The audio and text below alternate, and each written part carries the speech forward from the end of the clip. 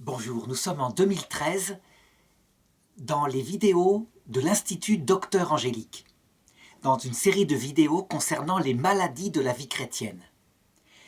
Et à propos des maladies de la vertu d'espérance théologale, je voudrais aborder dans cette vidéo ce qu'on appelle la théorie du complot. C'est une maladie, je pense, assez fréquente, dont on a la trace, je dirais, depuis le début de l'Église et même avant. Elle est fréquente parce qu'elle s'inscrit non seulement dans une erreur intellectuelle, mais sans doute dans quelque chose de très profond dans l'inconscient humain, à savoir la projection qu'un malheur, quel qu'il soit, ne peut venir que d'un complot quelque part, et un complot parfois organisé par des ennemis bien vivants, des ennemis humains, qui s'organisent entre eux. Pourquoi est-ce qu'on peut la classer parmi les maladies de l'espérance théologale? En fait, elle ne regarde pas tellement l'objet de l'espérance, mais plutôt la raison de l'espérance. La raison qui nous fait espérer la victoire finale, c'est Dieu lui-même et ses saints, son Église, du ciel et de la terre. Eh bien, dans la théorie du complot, il y a un tel regard sur les ennemis de Dieu qu'il en arrive à faire disparaître la confiance dans cette victoire ultime de Dieu. En fait, la théorie du complot, c'est un excès du côté du regard sur le mal, que ce soit le démon ou les hommes, qui finit par faire perdre la confiance même dans Dieu qui a vaincu le monde. Alors cette vidéo aura 3 parties. Dans la première, j'essaierai de manifester ce que c'est que la théorie du complot et quelques-unes des théories du complot les plus actuelles qui touchent les chrétiens. Dans une deuxième partie, j'essaierai de montrer quel est le remède aux théories du complot en tant qu'elles sont une erreur de l'intelligence. Et enfin, j'essaierai d'aborder le remède aux théories du complot en tant qu'elles sont, je dirais, liées à une affectivité profonde de l'être humain. Alors d'abord, premier point, qu'est-ce que c'est que ces théories du complot? En fait, il s'agit originellement d'un regard sur une série de faits qui semblent concordants, que l'intelligence, prise dans une observation du mouvement du monde, va mettre en rapport un par un. Chacun des faits, en lui-même, n'a pas de valeur probante. Mais dans la théorie du complot, des dizaines de faits, des centaines de faits, de petits détails, sont mis bout à bout, si bien qu'au terme du regard sur ces faits, si on n'a pas le recul suffisant, eh bien on ne peut que croire dans un complot précis, organisé. L'une des théories du complot les plus célèbres, elle a eu lieu au XXe siècle. Tout simplement, en Allemagne, je dirais dans l'intelligence d'Adolf Hitler. Adolf Hitler est un patriote, il a donc une finalité de type millénariste. L'Allemagne est la plus grande des nations. Elle régnera sur le monde. Il est donc dans une grande fierté par rapport à son pays. Il a combattu pour lui pendant la guerre 14. Et cette certitude que son pays est le plus grand du monde, le plus puissant, s'accompagne de l'observation que l'Allemagne est ruinée. Il y a donc un décalage entre les deux. C'est un phénomène qu'on retrouve d'ailleurs au niveau psychologique dans une maladie qu'on appelle la paranoïa. La paranoïa est toujours le fait de quelqu'un qui a une haute idée de sa propre valeur individuelle et qu'il confronte avec la constatation de son échec. Eh bien, en ce qui concerne la théorie du complot, celle d'Adolf Hitler, elle touchait à l'Allemagne elle-même. Et donc, Adolf Hitler se demande d'où ça vient. Et dans son intelligence, il constate une série de faits qu'il met bout à bout.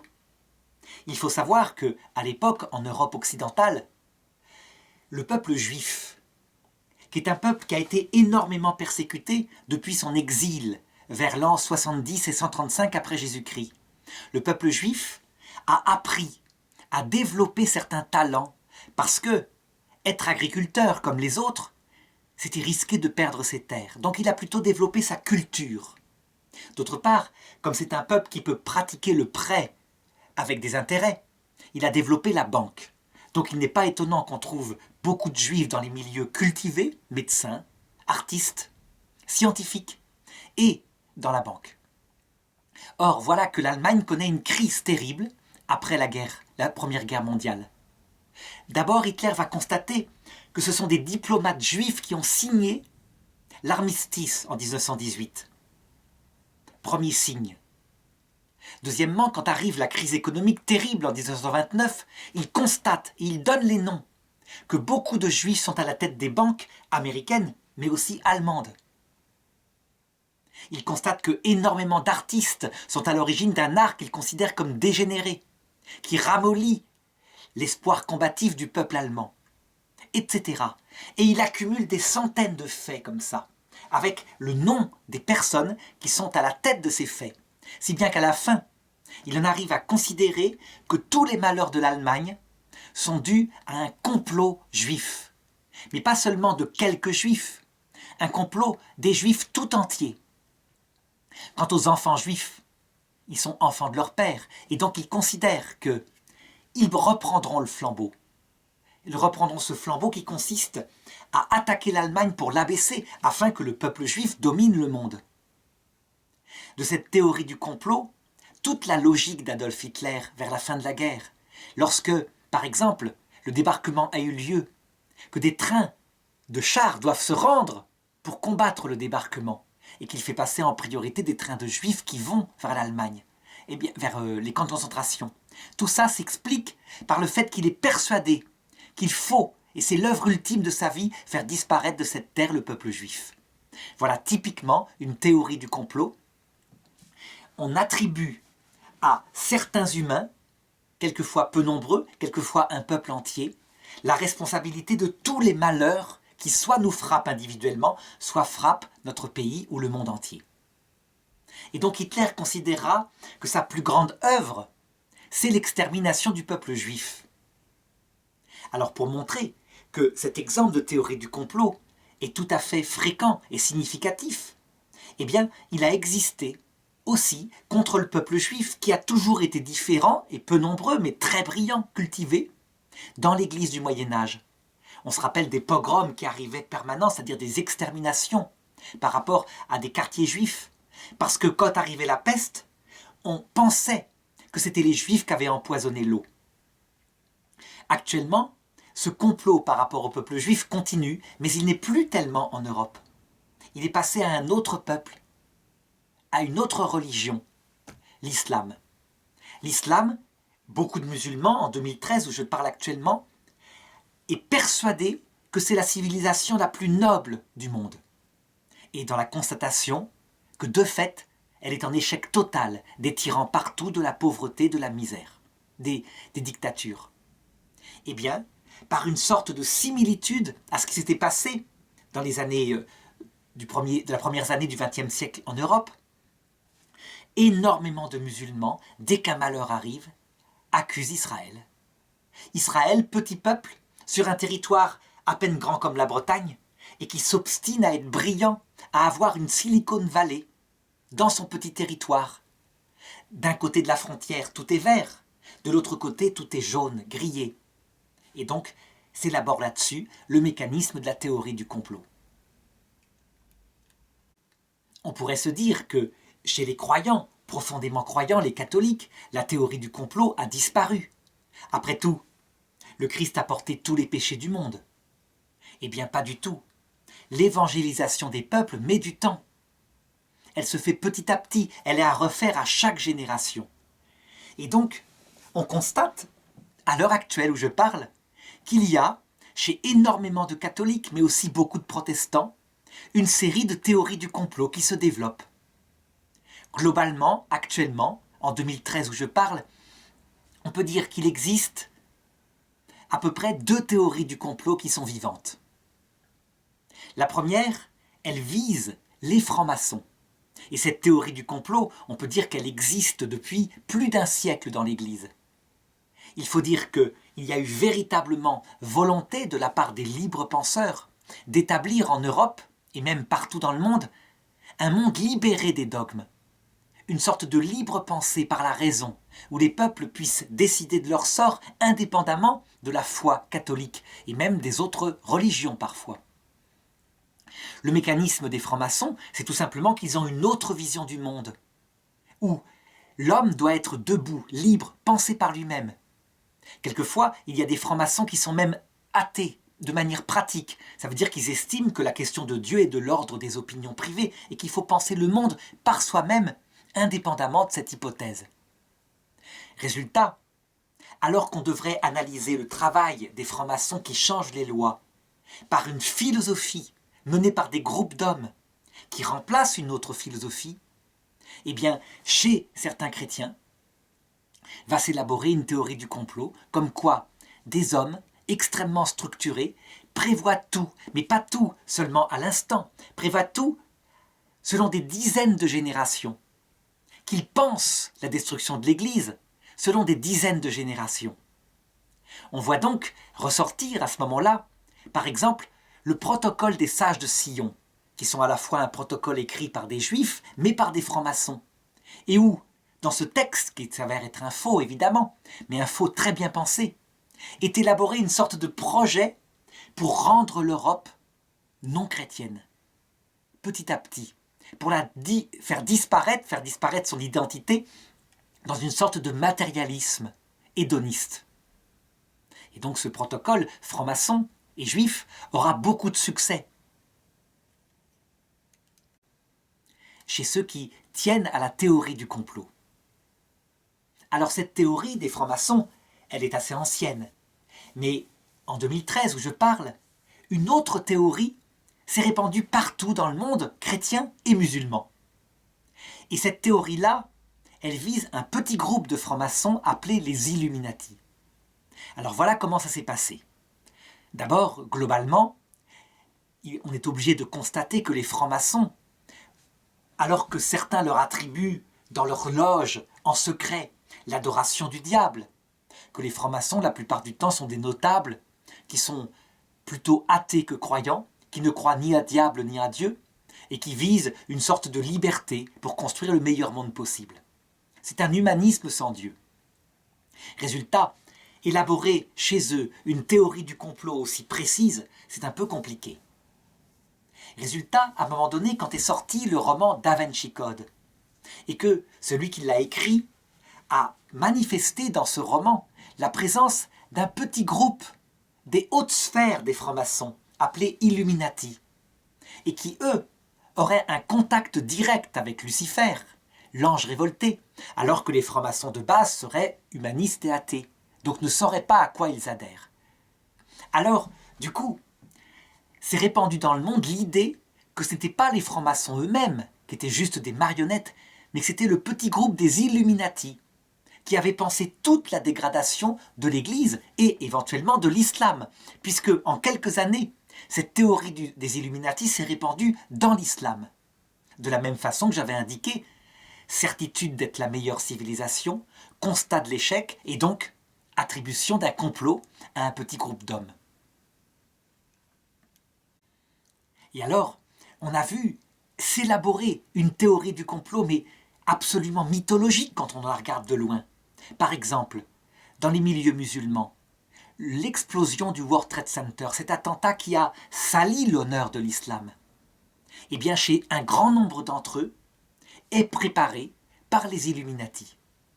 Et alors on voit se multiplier sur Internet des preuves qui quelquefois sont surprenantes. On peut se dire qu'effectivement, il y a quelque chose qui semble établi et pensé. Par exemple, le pliage d'une façon particulière, un peu comme une fusée, d'un billet de 5 dollars américains, un billet qui a été produit dans les années 1900, donne, de manière surprenante, les deux tours et un avion qui arrive comme pour se précipiter sur elle, avec même la fumée qui en sort.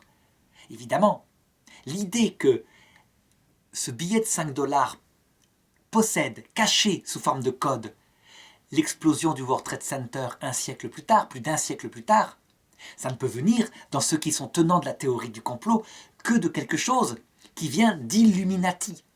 Donc de quelque chose qui vient de personnes qui ont un contact direct avec l'ange révolté, Lucifer. Alors je ne vais pas développer ici les centaines de preuves comme quoi le World Trade Center aurait été miné, que les choses étaient prévues depuis plus d'un siècle, etc.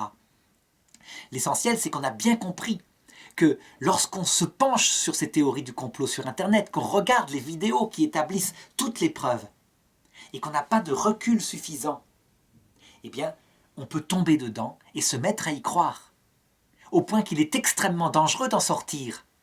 L'expérience montre que si on convainc quelqu'un que son argument ne tient pas, par exemple, l'argument sur le minage par un complot du World Trade Center consiste à dire que les choses ont été préparées bien avant par un système de mines qui font exploser le World Trade Center après que l'avion soit rentré dedans. Et c'est prouvé par des vidéos où on voit effectivement des fenêtres qui semblent exploser avec de la fumée qui sort propulsée à grande vitesse.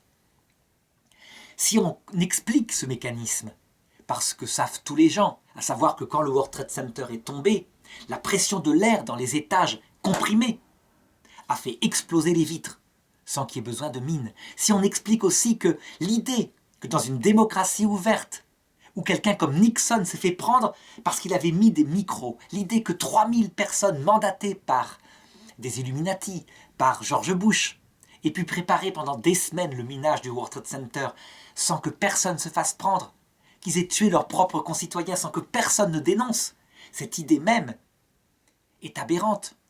Eh bien, la théorie du complot passe par-dessus. Et un nombre incroyable de personnes y adhèrent. Alors évidemment, on peut se dire, mais qu'est-ce que fait la théorie du complot dans une série de vidéos sur les maladies de l'espérance théologale chrétienne? Eh bien en fait, c'est simple. Cette théorie du complot détruit, ne peut pas laisser subsister quoi que ce soit de l'espérance théologale. Elle analyse le monde et l'histoire du monde en termes de personnes humaines en contact avec Lucifer et qui tirent les ficelles du monde.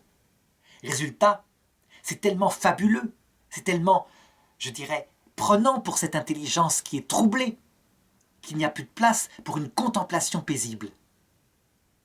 Alors, je disais que, évidemment, pour celui qui regarde de loin, il y a une corruption de l'intelligence. Comment se fait-il que des personnes intelligentes, cultivées, puissent se faire prendre de plus en plus par cette théorie du complot? Eh bien, c'est à Moïse, dans le livre de l'Exode, qu'on doit la meilleure explication qui sera reprise d'ailleurs par un grand philosophe appelé René Girard.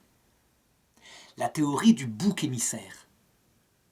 Elle se trouve, cette théorie, dans le Lévitique au chapitre 16, à partir des versets 15, etc. Moïse constate que le peuple, évidemment, il lui arrive des malheurs. Les gens s'engueulent. Les gens ne sont pas heureux dans le désert où ils sont errants. Et donc il décide de créer une liturgie du bouc émissaire. On choisit au hasard un bouc. Ce bouc est mis de côté. Les gens sont invités à mettre sur ce bouc tous leurs malheurs, leurs rancunes, leurs péchés, tout ce qui va mal, tous les complots qu'ils estiment avoir vécu. Et ce bouc, dit le verset 22, emportera avec lui toutes leurs fautes en un lieu aride, quand il aura envoyé le bouc au désert, et le bouc y mourra de soif. Donc Moïse invente une sorte de sacrifice symbolique où un animal qui sent mauvais, se fait porteur de tous ces miasmes et les emmène au désert, ce qui dégonfle quelque chose. Donc visiblement, il y a dans l'être humain, quelque part, non pas dans son intelligence, mais dans sa sensibilité archaïque, cette idée du complot et du bouc émissaire. D'où est-ce que ça vient? À mon avis, ça vient de notre sensibilité animale. Est-ce qu'on trouve ce genre de choses chez les animaux qui nous sont proches, comme les singes? Eh bien oui, il y a des effets de souffre-douleur. On le constate. À savoir, un singe qui n'est pas comme les autres, qui n'a peut-être pas la même odeur, le même comportement, et qui est persécuté par des groupes de grands singes dont l'ADN est assez proche de l'humain. Donc peut-être que ça vient fondamentalement de là. Toujours est-il que Jésus, qui connaît ce qu'il y a dans le cœur de l'homme, eh bien, ne niera pas ce besoin de sacrifice pour se débarrasser de ses péchés. Et on peut dire que son incarnation et le mode dont il a pratiqué la rédemption, lui qui est Dieu fait homme, eh bien, assume cette espèce d'inconscient profond. Il devient le bouc émissaire ultime qui prend sur lui tous les péchés du monde, une seule fois, pour toutes, au point qu'il n'y a plus à faire de nouveaux sacrifices après son sacrifice. Il y a donc, dans le sacrifice du Christ à la croix, une dimension d'ordre comme cela, d'ordre psychanalytique, on peut dire. Et ça marche.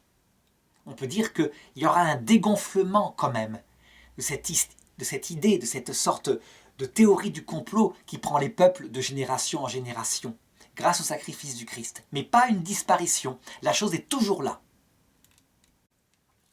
Alors la question qui se pose maintenant, une fois qu'on a analysé cette théorie du complot, qui vient supprimer la raison même de l'espérance, comment s'en sortir? Eh bien, je dirais que pour s'en sortir, il y a deux instruments, comme toujours dans l'Église catholique. La foi et la raison. La foi, je vais en parler d'abord. Saint Paul, qui est au courant, qui sait ce qu'il y a dans le cœur humain, a, dans un texte très précis, un verset qui s'applique à la théorie du complot. Il s'agit de Éphésiens chapitre 6, verset 12. Il constate que les gens sont malheureux, qu'ils sont persécutés, qu'il leur arrive des choses. Et donc il dit ceci. Rappelez-vous, ce n'est pas contre des adversaires de chair et de sang que nous avons à lutter, mais c'est contre les principautés, contre les puissances, contre les régisseurs de ce monde de ténèbres, contre les esprits du mal qui habitent dans les espaces intermédiaires. Ça veut dire que pour saint Paul, qui est réaliste, des théories du complot préparées sur des générations, ça ne peut pas venir des êtres de chair. L'être humain est passager. Il ne peut pas, par exemple en 1914, prévoir le World Trade Center. C'est au-delà de son pouvoir. Par contre, ce que saint Paul indique, c'est qu'il y a des esprits qui, eux, ne sont pas humains, les anges révoltés, et qui, eux, peuvent, sur des générations entières, prévoir un complot contre l'humanité. C'est d'ailleurs objet de la foi catholique, à savoir que Lucifer, à un temps déterminé, il provoque à chaque génération un antichrist qui correspond à cette génération, en vue du dernier antéchrist qui doit apparaître à l'heure de la mort, pour chacun, mais aussi à la fin du monde, lorsqu'il présentera à l'homme rendu cultivé et libre le vrai mystère de son paradis alternatif, l'enfer pour les chrétiens, à savoir une liberté totale, solitaire mais divine, où l'homme choisit lui-même le bien et le mal, dans une vie éternelle. C'est ça, le mystère de l'iniquité qu'il pense proposer à l'humanité. Mais en attendant, évidemment, au cours des générations, il habitue l'homme à l'égoïsme, en vue de lui présenter au dernier moment, à l'heure de la mort, cet enfer. Il l'habitue par des antichrists beaucoup plus bas, beaucoup moins terribles. Les propres vanités humaines, les propres convoitises liées au plaisir, à l'argent, etc. Donc ça, on le sait, ça fait partie de la foi catholique. Seulement, attention, si saint Paul supprime la possibilité d'une théorie du complot venant d'hommes, les hommes étant, on pourrait dire, des marionnettes, ne sachant pas que le démon est le prince de ce monde, il ne retire pas l'existence d'une théorie du complot venant du démon. Et donc on pourrait dire, il y a possibilité de tomber, en étant chrétien, dans une théorie du complot en regardant le démon. Et la réponse est oui, bien sûr. On peut regarder trop le démon, et à ce moment-là, on ne s'en sort pas non plus. On tombe dans une destruction de l'espérance théologale à cause d'un regard trop permanent sur les démons. Pour éviter cela, eh bien, saint Cassien, un des fondateurs du monachisme en Occident, raconte un rêve pour bien indiquer la place exacte des anges révoltés dont l'existence fait partie de la foi catholique, mais qui ne doivent pas être vus partout. Donc voilà ce qu'il raconte.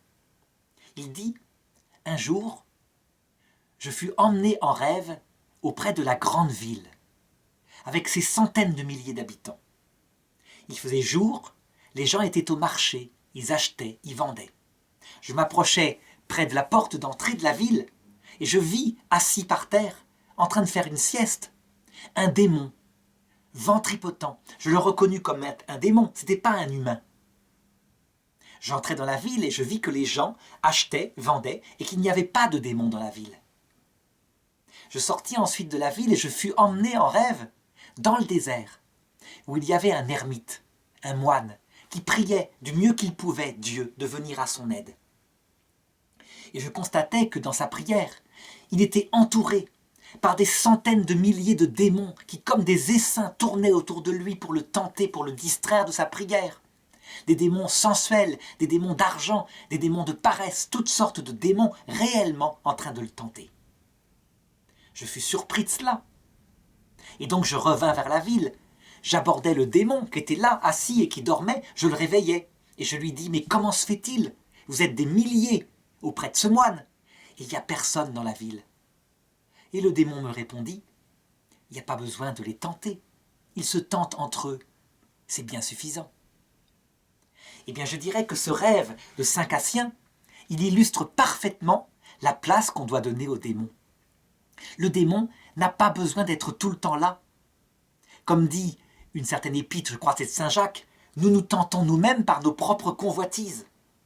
Le démon est extrêmement présent quand il tombe sur quelqu'un dont l'héroïsme de la charité est imbattable, qu'il n'a pas réussi à le vaincre.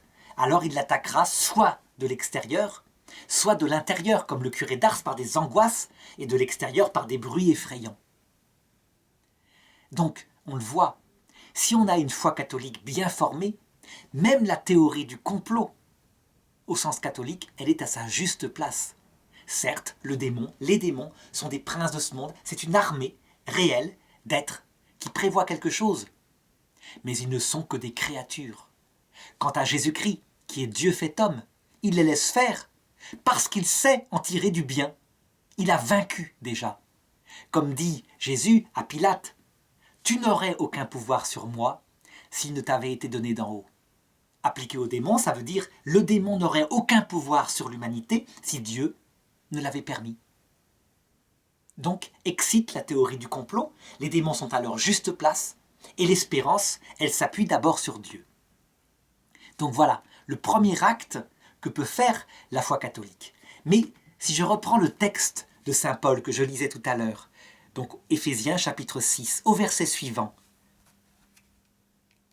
au verset 13, il y a le deuxième remède qui est donné, outre ce réalisme dogmatique. Le remède est d'ordre de la pratique chrétienne.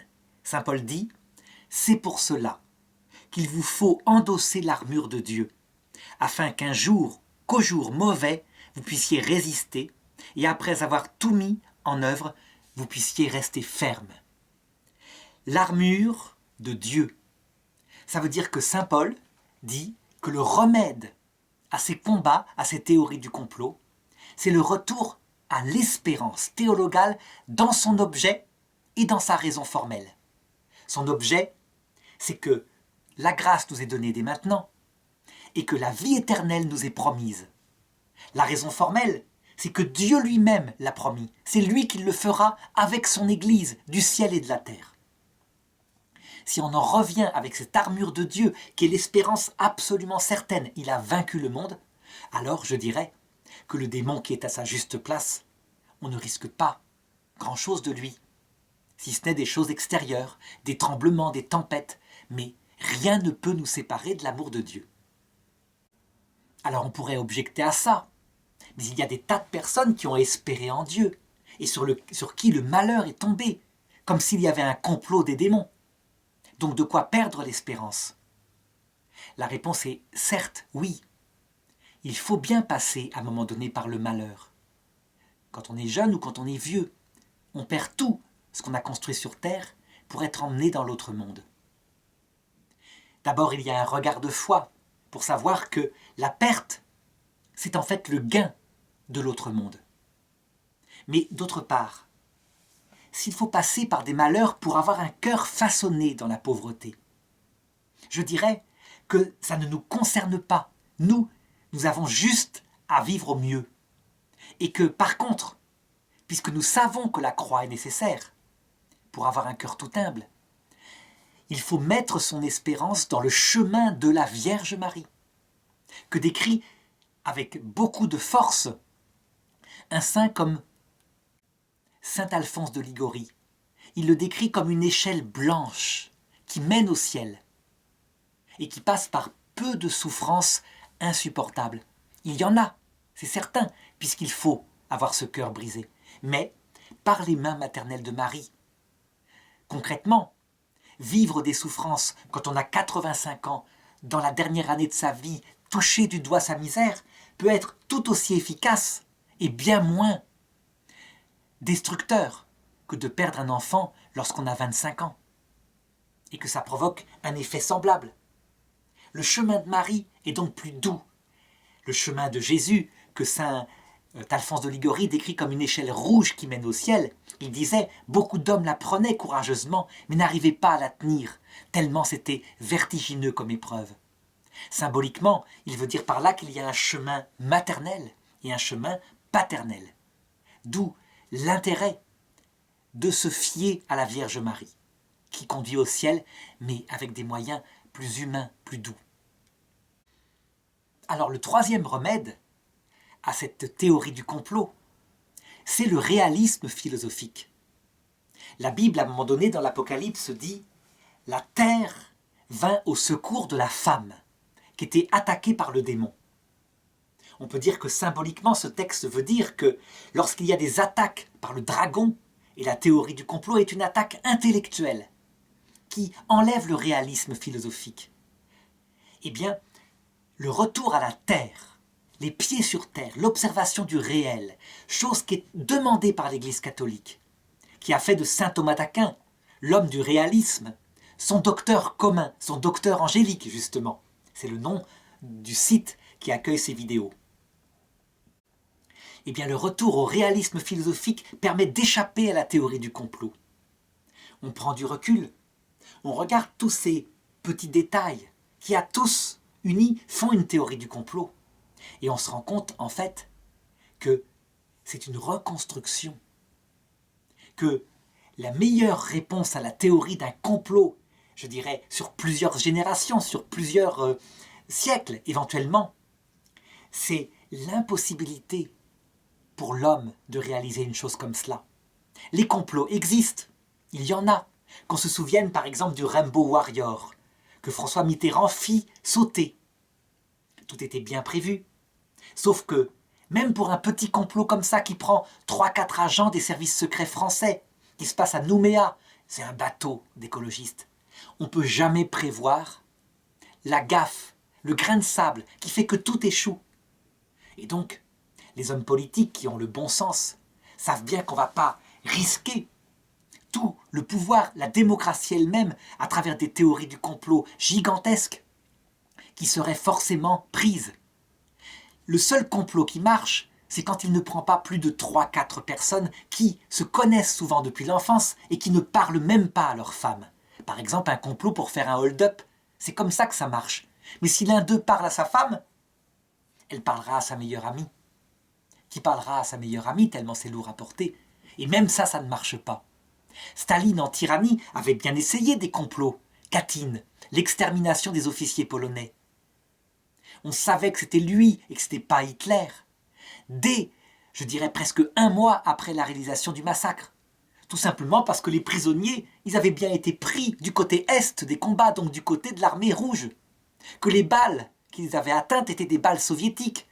Que les exécuteurs, ils en avaient parlé à leurs copains, etc., etc.